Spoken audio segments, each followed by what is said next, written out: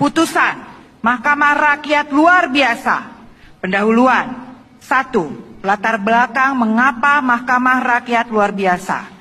Tindakan pembangkangan konstitusi oleh rezim Jokowi secara sistematis terus terjadi di tengah situasi state capture. Tindakan demikian telah mengakibatkan pelanggaran hak-hak konstitusional warga. Rakyat kehilangan kendali atas negara, pertanggungjawaban menjadi kabur.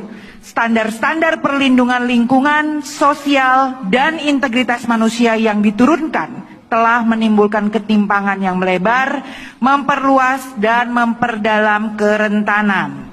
Mahkamah Rakyat luar biasa ini digelar karena secara empiris rezim Jokowi telah membiarkan dan bahkan dengan secara sengaja menyebabkan terbajaknya lembaga-lembaga negara oleh kepentingan sempit akan kekuasaan serta profit jangka pendek dan akumulasi kekayaan para oligark atau state capture.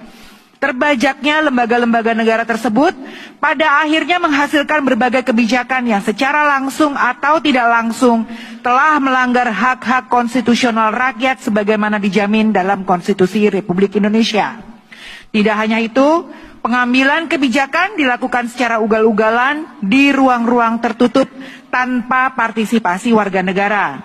Protes tidak didengar, bahkan direspon dengan represi dan kriminalisasi.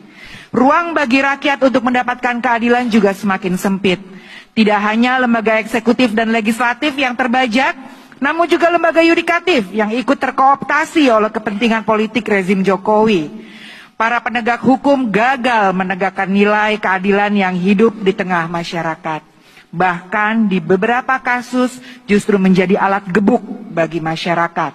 Rakyat benar-benar dibuat semakin tidak berdaulat dan rezim Jokowi telah jelas-jelas menggunakan hukum sebagai alat kekuasaan, mengorbankan prinsip-prinsip demokrasi dan konstitusi. 2. Kewenangan Mahkamah Rakyat luar biasa.